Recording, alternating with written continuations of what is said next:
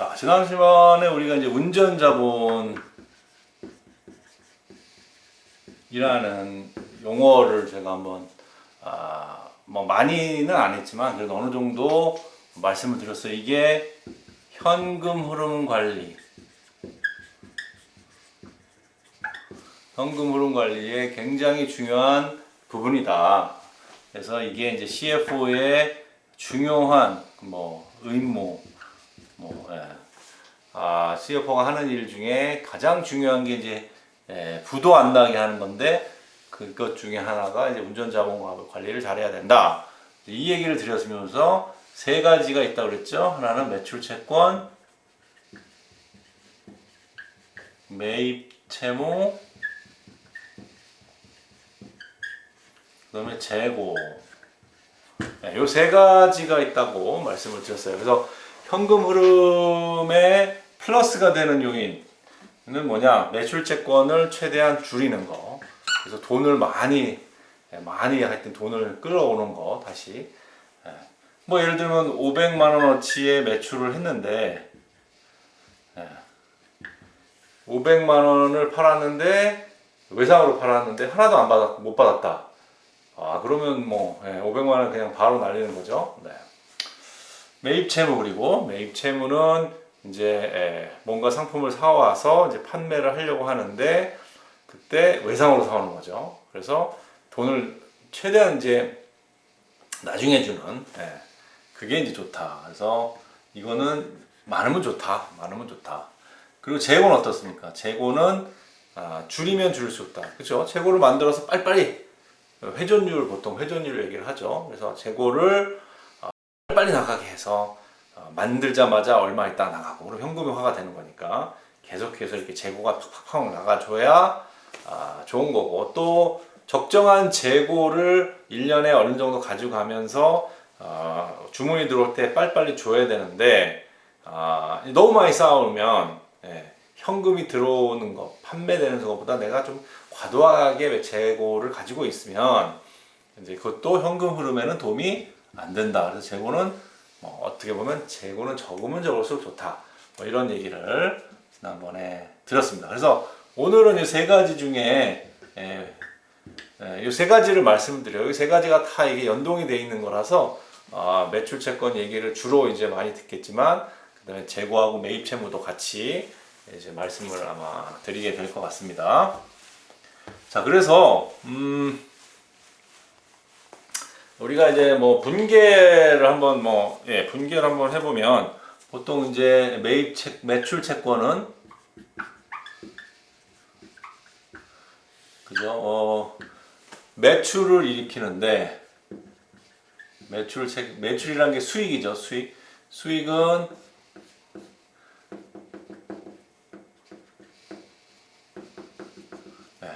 자산 부채 중에서 일로 들어와서 일로 간다 그랬죠. 그래서 오른쪽으로 들어와서 이제 왼쪽에서 뭘로 꽂히느냐? 제일 좋은 게 현금으로 꽂히는 거죠. 현금은 킹이다. 현금이 좋다. 근데 이제 부득이하게 현금하고 이제 외상으로도 판매가 가능합니다. 그래서 외상 매출해서 매출을 한 500 올렸는데 현금은 400 들어오고 외상 매출 100 들어왔어. 이 외상 매출을 이제 현금으로 해서 받으면 좋은데 이것 중에 또 50만 원은 못 받아. 이런 일들이 이제 생기는 게 이제 이 매출 채권과 이제 대손에 대한 얘기입니다. 자산의 가치가 없어지는 그런 상황인 거죠. 대손. 상각이라고 하는 말을 씁니다. write off. 그런데 하여튼 그런 거가 되고, 여기 이제 매출 채권에 대한 분계, 그 다음에 매입 채무. 자, 매입 채무는 이제 재고하고 연관해서 한번 보면 좋을 것 같아요. 매입 채무는 일단 재고라는 게 뭡니까? 상품을 판매하려고 이제 사오는 겁니다. 그래서 상품을 상품을 이제 사와요. 500만 원어치를 사오는데, 뭐 잘하면은 현금으로 줘야죠. 현금으로 안 사면, 요즘 이제 신용카드 쓰는 거랑 현금이랑 똑같이 쓰입니다. 그래서 현금으로 판매를 하면 제일 좋죠. 네. 근데 그렇게 못하고 현금으로 사오면 뭐 깔끔하고 좋은데, 그것보다는 잘못 말했네요. 매입 채무를 해갖고 외상 매입을 하면 좋죠. 외상으로 매입을 하면, 그죠? 그러면 현금 한 300 주고 200만 외상으로 하면, 그죠? 현금 흐름이 아무래도 100 정도는 나한테 유리하게 작용이 되는 거죠. 이게 이제 매입 채무입니다. 매입 채무. 여기 상품 뭐죠? 이게 재고죠. 그래서 이제 이렇게 이제 분계가 대체적으로 일어날 수 있다. 네, 요거인데, 우리가 만약에 요거 하나만 짚고 넘어갈게요. 우리가 자동차를 하나 샀어요.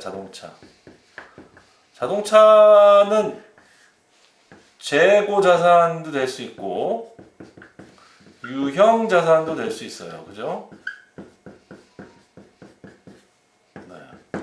재고 자산도 될 수 있어. 언제? 자동차를 판매할 목적으로, 그러니까 내가 분류를 이렇게 하는 거예요. 판매를 할 목적으로 재고를 하면 재고 자산으로 하고, 유형 자산이라는 목적으로, 그러니까 뭐냐 내가 뭐 쓰기 위해서, 아니면 뭐 우리 사장님이 타고 다니기 위해서, 아니면 우리 직원들이 출퇴근용이나 아니면 물건 실어 나르는 용으로, 그죠? 그런 어떤 영업용으로 쓴다. 뭐 그런 거면 유형 자산이죠. 판매 목적이 아니니까. 재고 자산이냐, 유형 자산이냐. 이게 이제 크게 차이가 나는 게, 유형 자산을 판매했을 때와 재고 자산을 판매했을 때 회계 처리가 달라지고, 재고 자산을 판매하는 건 원가에 들어가지만 유형 자산을 판매할 때는 기타 수익이 되어버립니다. 그래서 영업과는 아무 상관이 없어요. 네, 그래서 우리가 이제 손익계산서라는 건 뭐예요? 손익계산서는 내가 얼마나 영업을 잘했느냐, 영업 성과를 보기 위한 게 손익계산서예요. 네. 이게 이제 핵심이죠. 이게 이제 손익계산서라는 것이 존재하는 이유의 가장 핵심은 이겁니다. 이건데, 현금 흐름표는 현금이 얼마나 빨리 돌아가는지를 보려고 하는 거예요. 부도가 혹시 나는 거 아니야? 그런 목적이 크고요. 두 번째는 사실은 이제 기업의 가치를 또 계산할 때 또 현금 흐름표가 씁니다. 그것도 나중에 기회가 되면 제가 한번 빠르게 한번 설명을 드리겠습니다. 자, 그래서 오늘은 이제 매출 채권 먼저 얘기하는데, 이 매출 채권의 가 뭐냐는 우리가 다 알고, 뭐 분계 이게 중요한 게 아니라, 이걸 통해서 뭘 배우냐면, 회계 원칙 중에 매칭 프린시플이라는 게 있어요. 매칭 프린시플.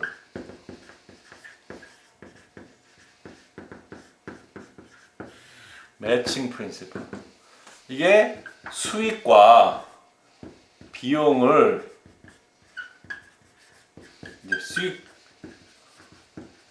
수익과 비용의 대응의 원칙이에요. 이 프린시플을 배우는 것이 오늘의 핵심이다. 이렇게 말씀을 드리겠습니다. 자, 이게 이제 매출 채권이 이 매칭 프린시플이 이제 발생하는 어떤 그런 계기가 뭐냐면, 매출 채권을 못 받을 경우가 생기기 때문에요. 못 받을 경우. 그럼 이거는 이제 소위 이제 대손, 어떤 그 자산의 손실이 일어나는 그런 이제 상황이 되는 거라서, 그런데 매출과 비용은 항상 같이 따라다녀야 되는데, 이거는 매출이 발생할 이후에 이런 손실이 생기면서 이제 복잡해지는 상황이 복잡해지는 그런 이제 상황이 된 거죠. 회계 처리를 하기에는 이제 어려운 상황이 된 거예요. 매칭 프린시플이 안 맞아요. 이게 못 받을 경우가 생기면 그거를 이제 지금부터 설명을 드리려고 하는데 그 전에 그래서 오늘 지난번에 우리 이제 회계 원칙에 대해서 한번 쭉 한번 첫날이었나 둘째 날 했죠. 회계 원칙. 그래서 이제 그거를 이제 좀 금방 정리를 한번 하면서 이제 기본적으로 우리가 알아야 될 거를 오늘 다 알게 되는. 이제 우리가 알아야 되는 거는 이제 중요한 거는 오늘 끝나고 나면 이제 감가상각이란 거 하나 더 배우면 사실은 제가 볼 때 뭐 회계의 그 기본에 대해서 기초는 일단은 하여튼 다 일단 한번 터치한 거라고 보여요.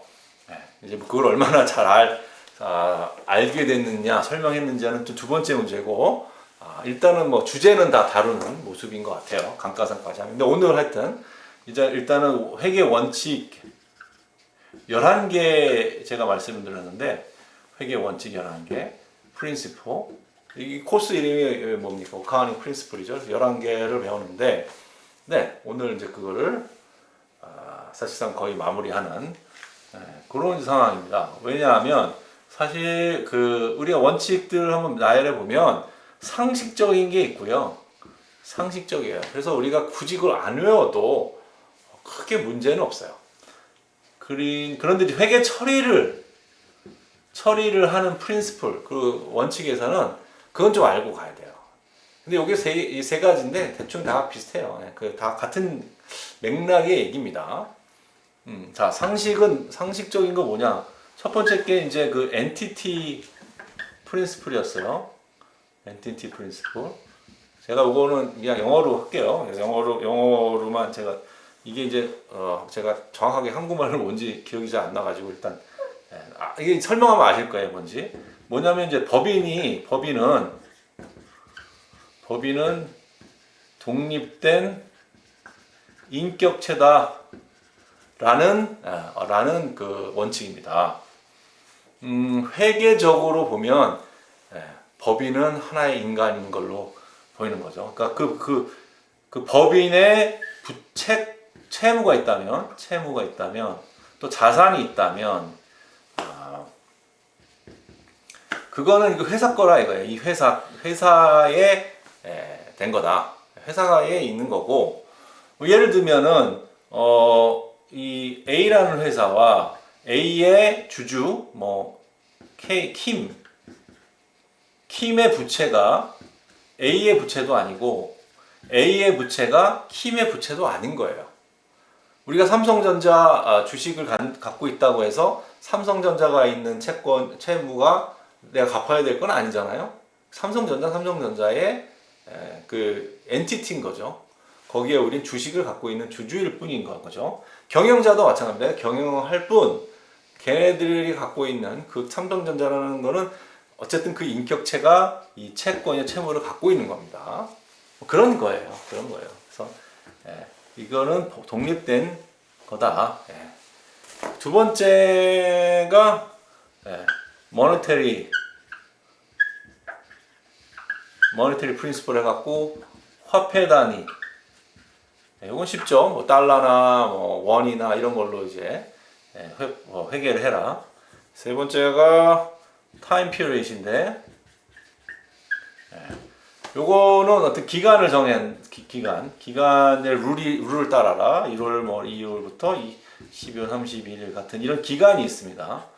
기간을 준수해서 그 안에 그 기간 내에 일어난 일들을 회계해라.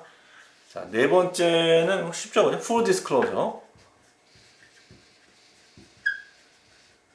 이거는 이제 아까 말씀드렸듯이 손익계산서의 기능이 뭐죠?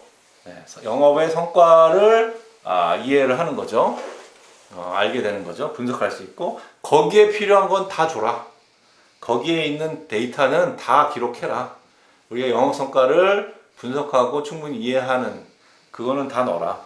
자, 여기에 분명히 악유의 여지가 있겠죠. 뭐가 풀이냐, 얼마큼이 풀이냐.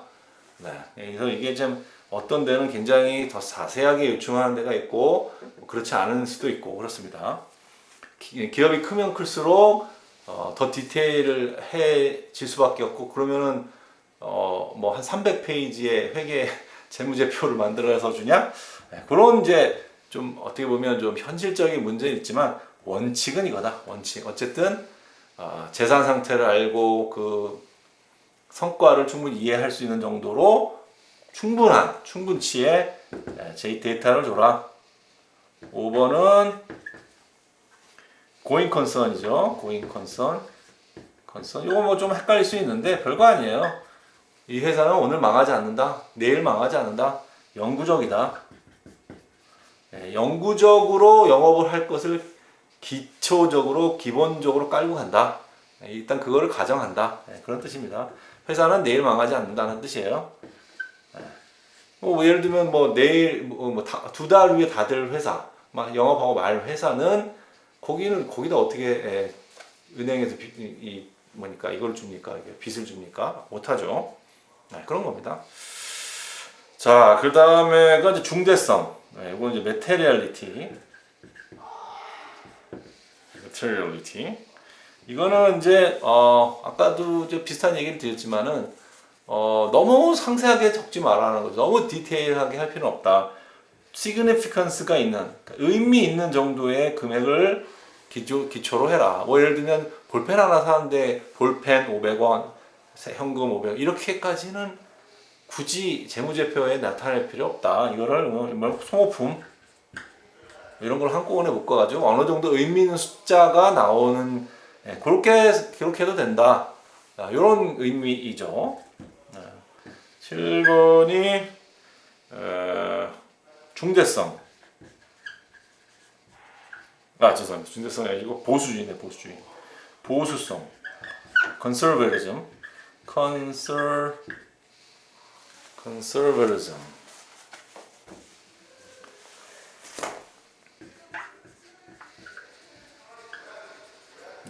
뭐 이거는 비용은 최대한, 나쁜 건 최대한 적고 좋은 건 최대한 적지 마라 이거예요.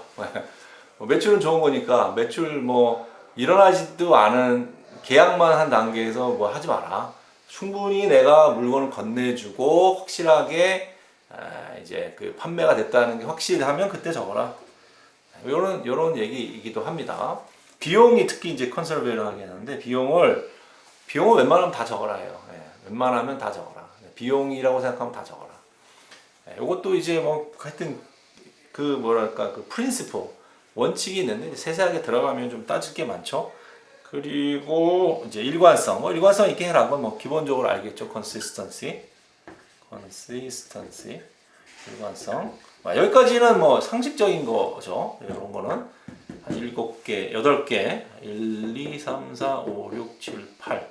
한 8개는 사실 상식적인 거지. 3개가 조금 이제 회계의 뭐 테크니컬한 그런 이제 건데, 첫 번째가 이제 그 revenue recognition.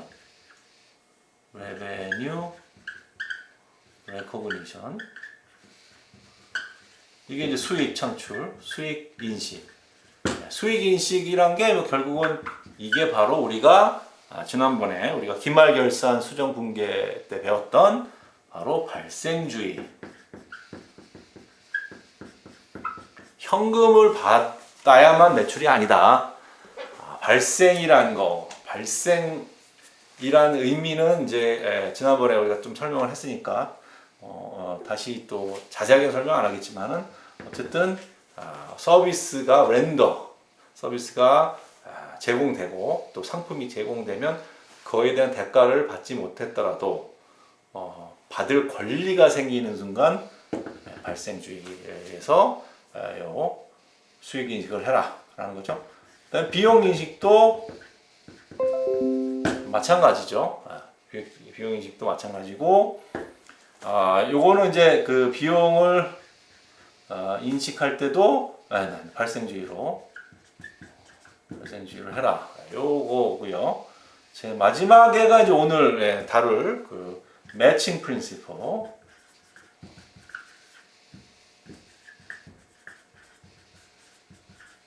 자, 매칭 프린시플입니다. 수익과 수익의 발생은 이 수익이 발생한 원인의 그 비용이 계상돼야 된다. 매칭해라. 네. 뭐 잠깐 뭐 설명을 하고 넘어가면 크게 별거 아닐 수도 있어요. 별거 아닐 수도 있는데 뭐 아까 이제 뭐 자동차 예를 들면 자동차를 내가 10대를 사와서 10대를 한 대당 뭐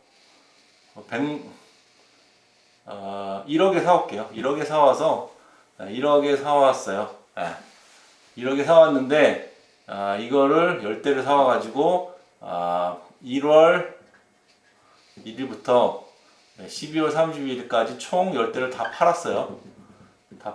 그러면은 10억에 사왔는데 이제 이거를 15억에 팔았다. 그러니까 이걸 한 대당 1억 5천에 팔았다. 그러면은 15억이라는 매출이 발생하죠. 그죠? 매출은 10대 곱하기 1.5 15억. 자, 그럼 매출 원가는 뭐냐? 비용, 여기에 대한 비용은 뭐냐 이거죠. 원가는 요 10대에 대한 원가, 구입가. 그죠? 매출 원가, 매출의 원가, 매출하기 전에 내가 사온 그 금액, 내가 만들었던 비용, 그거를 사용해라. 이 10대에 대해서만, 이 10대에서. 그럼 아까 한 대당 뭐 얼마였죠? 한 대당 10억에 1억에 갖고 왔으니까 10대를 팔았으니까 1억이니까 10억이 매출 원가죠. 매출 원가죠. 별거 아니죠? 네. 요게 이제 상품일 때는 조금 이제 쉬운데 이게 이제 제품일 때는 조금 까다로워집니다. 제품일 때는. 왜냐하면 상품은 우리가 어디서 뭔가를 상품을 사와서 마진을 붙여서 있는 그대로 여기다가 플러스 마진을 얹어서 매출을 일으키니까 쉬워요. 한 대당 가격을 계산하기가 쉬워요. 근데 여기는 제품의 경우에는 내가 만들어야 돼. 그러니까 원재료도 들어가고 원재료 인건비 들어가고 그다음에 여기 또 감가상각이라는 게 들어가요. 감가상각. 이거 좀 헷갈리죠? 이제 이렇게 되니까 조금 헷갈릴 수 있습니다. 어쨌든 중요한 거는 그 매출을 일으키는데 발생했던 원가를 매칭해서 해줘야 된다. 자, 요거 프린시플 요거 다 이해하시죠? 이거 상식적인 거고 오늘 이제 요거 배우니까 뭐 레베뉴 인식과 인식은 우리가 그 수익과 비용은 발생주의로 해서 우리가 배웠죠. 그럼 이제 오늘 여기 매칭 프린시플만 배우면 이제 프린시플에 대해서는 다 이해를 또 설명을 하게 됩니다. 자, 이게 왜 중요하냐? 그러니까 왜 매출 채권을 공부하는데 이게 문제가 되느냐? 왜 이 이슈가 발생을 하느냐? 자, 아까 말씀드린 10대의 자동차를 팔았어요. 2022년에 10대의 매출을 팔아서 15억이라는 매출을 우리가 일으켰잖아요. 그죠?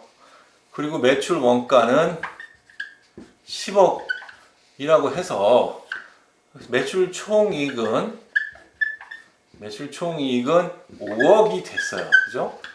이러면 22년에 장사 잘했네. 그 다음에 여기다가 이제 뭐 인건비니 뭐 어쩌고저쩌고 해갖고 지금 판관비 빼고 법인세 빼면은 뭐 대충 해서 한 뭐 1억 남는 뭐 이런 장사를 하겠는데 하여튼 영업에서 대충 뭐 한 5억 정도 남는 장사를 우리가 했는데 문제는 뭐냐 하면 매출을 일으켰는데 이 매출 중에 일부를 현금을 못 받고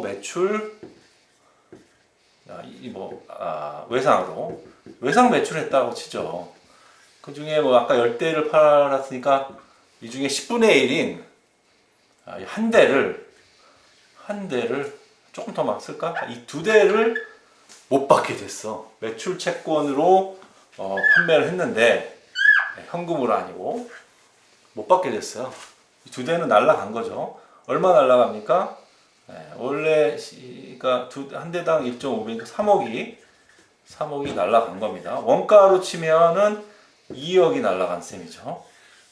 자, 이런 이제 비용 발생이 되는데 문제는 뭐냐 하면 이게 매칭 프린시펄이라는 게 결국 그때 비용이 그때 나와야 되는데 매출 채권이 예를 들어서 그 자동차를 사간 사람이나 회사가 부도가 나는 시점에 그래서 돈을 못 받게 된 시점이 예를 들어서 2023년 뭐 5월이다가 치죠. 그럼 5월에 3억 못 받게 된 거잖아요. 매출로 이미 3억을 잡아놨는데 3억을 지금 이제 못 받게 생겼습니다. 어떡하냐 이거죠.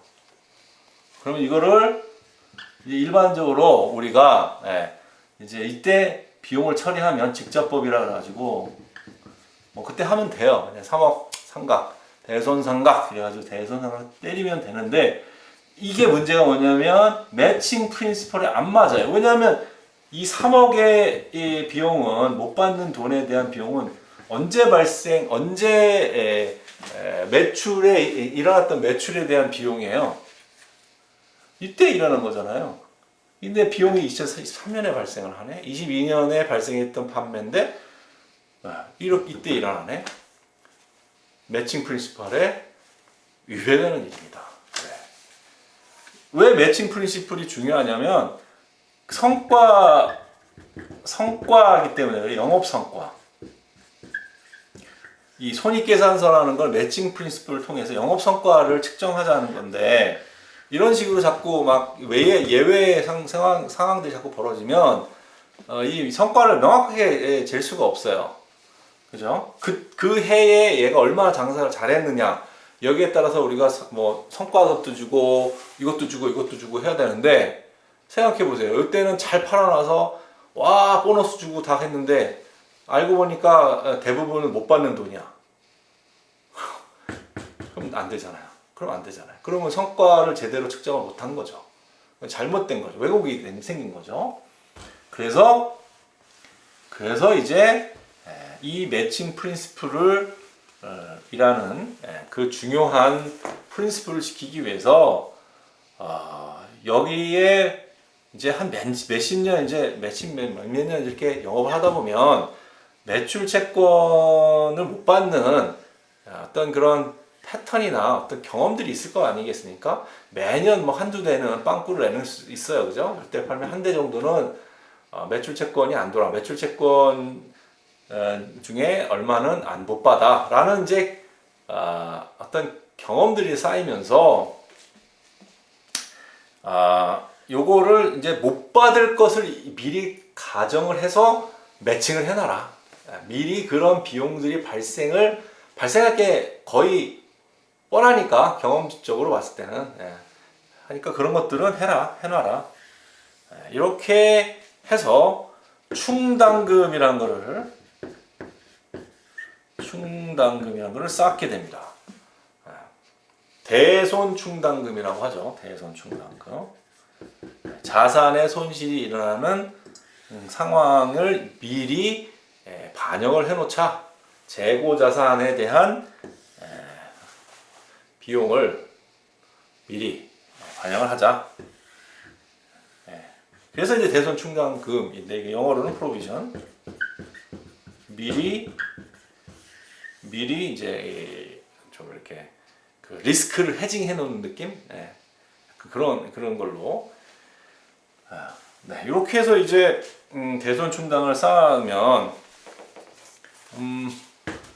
이제 그 대손 충당을 이제 쌓는다는 거는 이제 경험상 이제 대체적으로 매년 1년에 대손 상각이 1억씩 발생을 한다.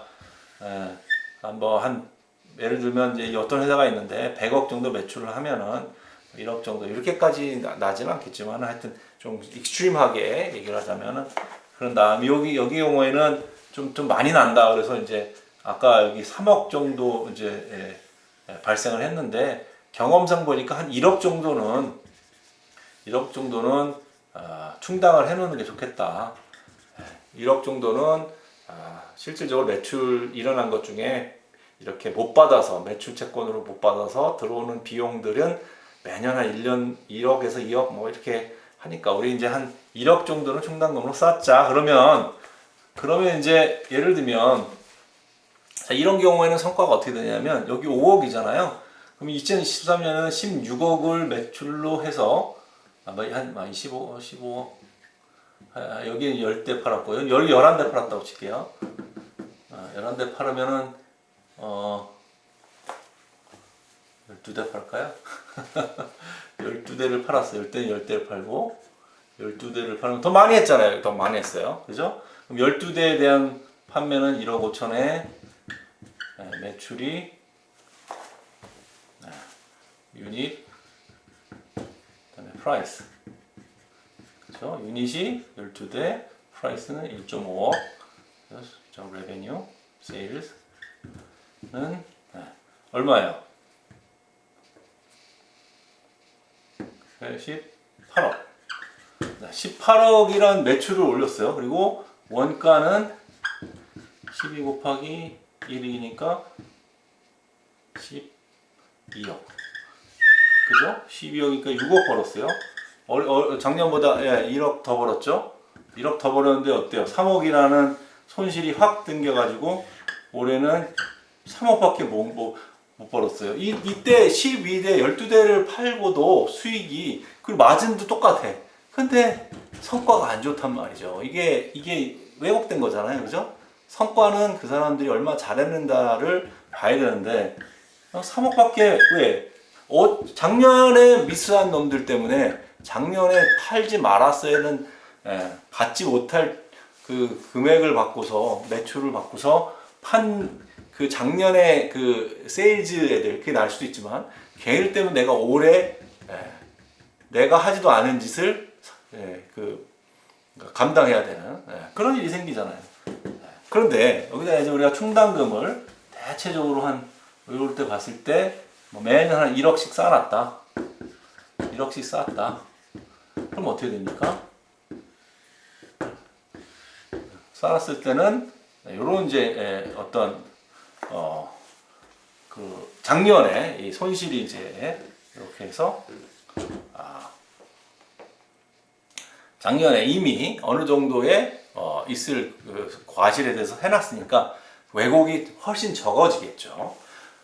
그래서 이렇게 충당금을 쌓는 거를 매년 연말에 합니다. 연말에 수정 분기하는 것처럼 수정 분기를 하는 거예요. 연말에 똑같이. 지난번에 우리 뭘 가지고 수정 분기했었죠? 뭐 보험금 뭐 이런 것처럼 비용을 가지고 했었죠. 똑같습니다. 이런 것도 이 비용도 연말에 충당금을 쌓았습니다. 그래가지고 연말에 이제 이렇게 한 뭐 경험적으로 한 1억 정도를 뭐 잡아놓을 수 있는데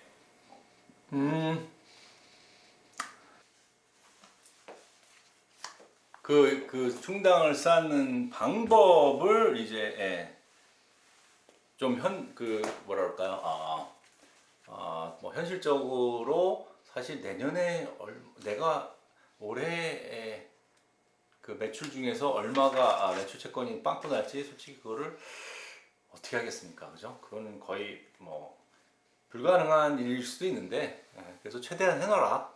그래서 이제 그 정도는 이제 회계 담당자, 회계 팀장의 권한인 경우가 많아요. 저도 이제 내가 한 번은 되게 이제 이익이 꼭 많이 나야 되는 어떤 이제 중요한 이제 이벤트가 발생을 해서 올해 이번 분기는 조금 이제 분기 실적은 사실 감사를 받는 게 아니기 때문에 그 어떤 경험치에 따라서 좀 권한이 있어요. 그러니까 그거를 좀 조금만 더 좀 덜 보수적으로 좀 해주면 안 되겠냐 뭐 이런 걸 불어서 한 몇 억 정도를 더 이제 이익으로 잡았다가 연말에는 어쨌든 이제 다 비슷해졌는데 뭐 그런 일도 있었긴 합니다. 이 문제는 안 되겠죠.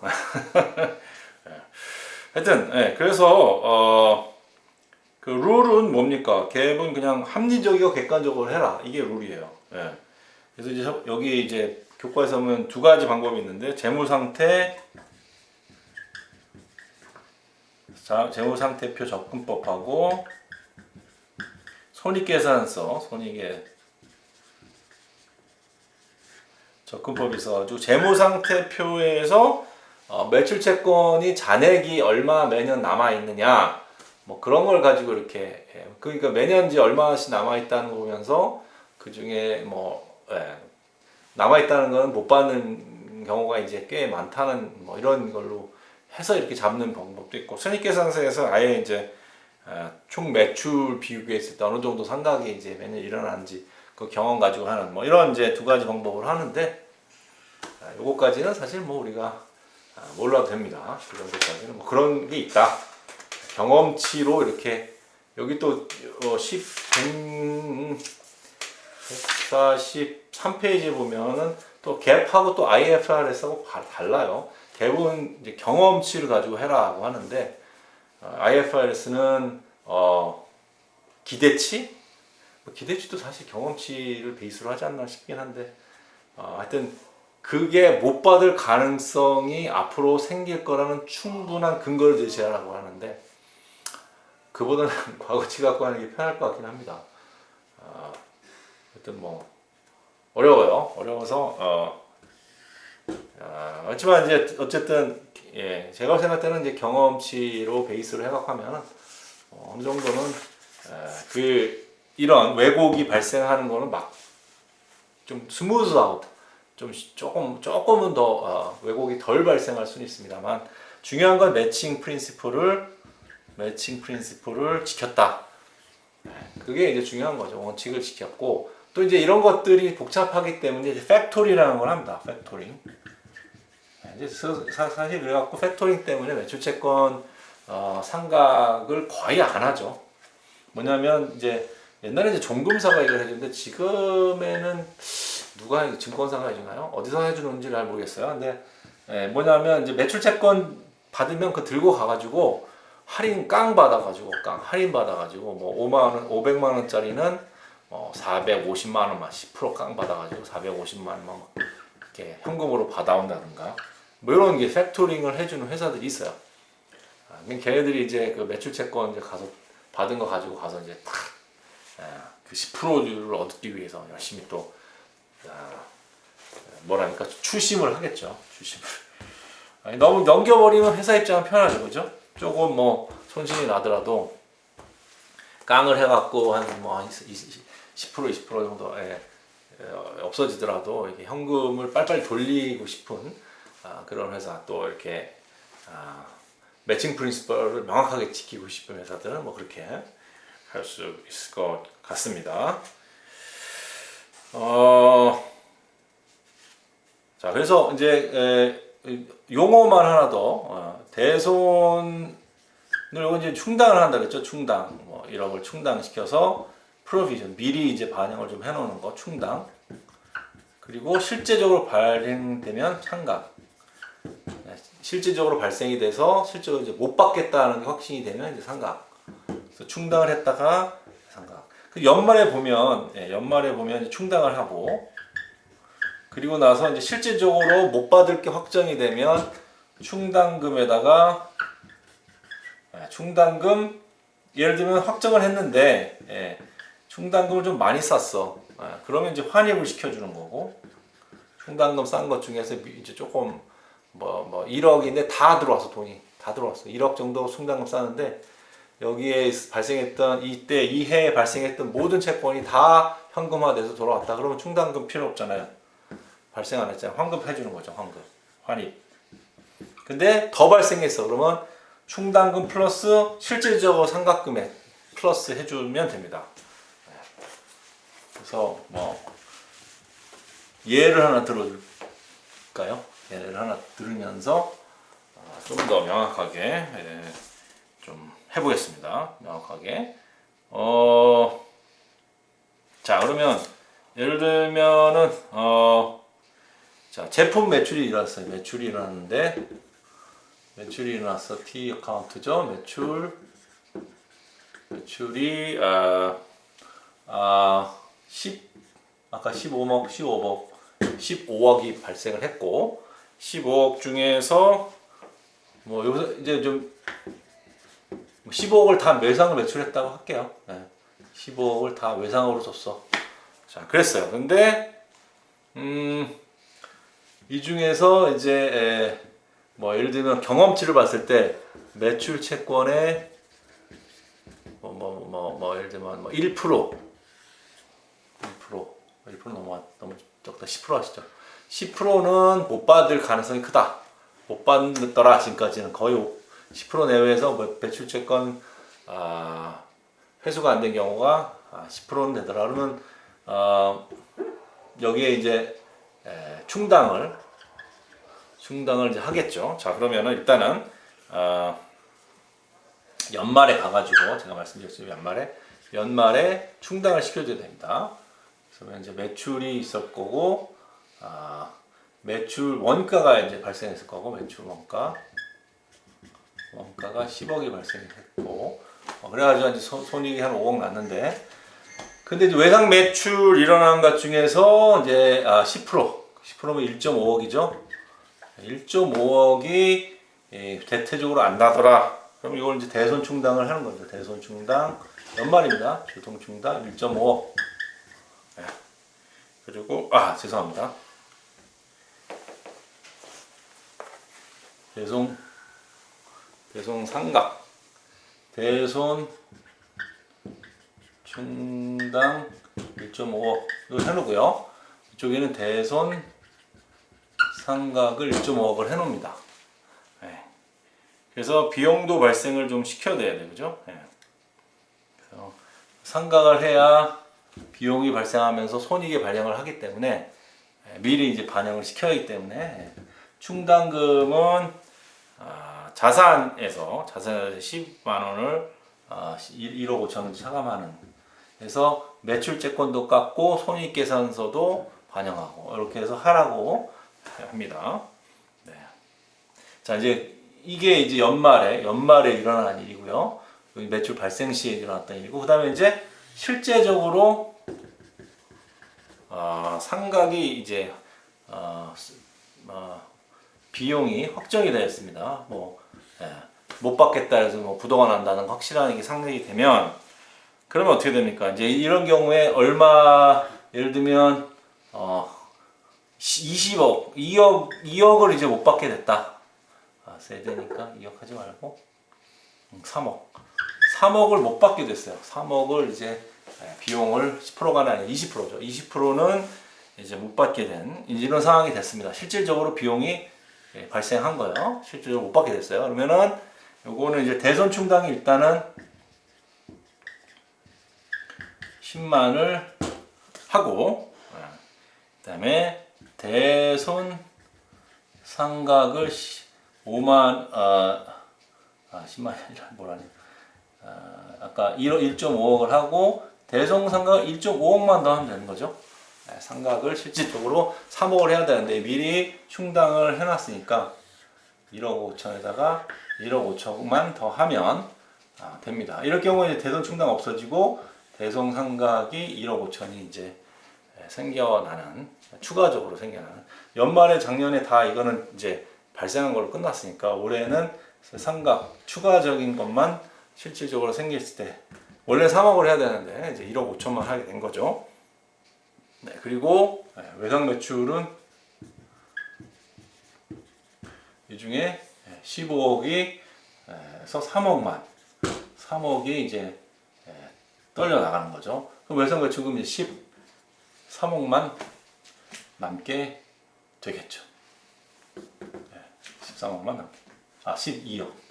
그래서 여기가 이제 이게 이제 기초에서 시작하는 기초 기말에는 다시 13억으로 떨어진데 이제 그거까지는 제가 굳이 설명을 안 해도 지금 시점에서 될 것 같고 이 정도로 이제 일어난다. 이 정도만 기억하시면 되고요. 분계를 정확하게까지 하는 것까지 제가 요구는 안 합니다. 이제 이런 일들이 일어난다. 대손 충당을 해놓으면 배송상각을 실질적으로 일어났을 때 다 안 해도 되게 된다. 이미 여기서 충당을 해버렸기 때문에 충당해서 상각을 미리 좀 해놨기 때문에 미리 여기서 손익계산서에 이게 반영이 되어 있었기 때문에 작년의 손실로 이게 인식이 됐었기 때문에 올해는 그걸 다 안 해도 된다. 이런 얘기를 드리려고 하는 거죠. 자, 정리를 하겠습니다. 정리를 하면은 직접법은 안 쓴다라는 거죠. 매칭 프린시플에 의해서 직접법, 그러니까 그때 발생했을 때 비용 처리하는 그건 현금주의에서 쓰는 거고 안 한다. 어떻게 하냐? 충당을 통해서 경험치로 비용을 매칭을 시켜 놓는다. 그리고 어느 정도 이제 추가 발생하는 거나 이런 것들은 이제 환입이나 추가 상각을 통해서 해버린다. 이게 이제 뭐 영어로 스무딩아웃 효과 이런 얘기도 있습니다. 자, 그렇습니다.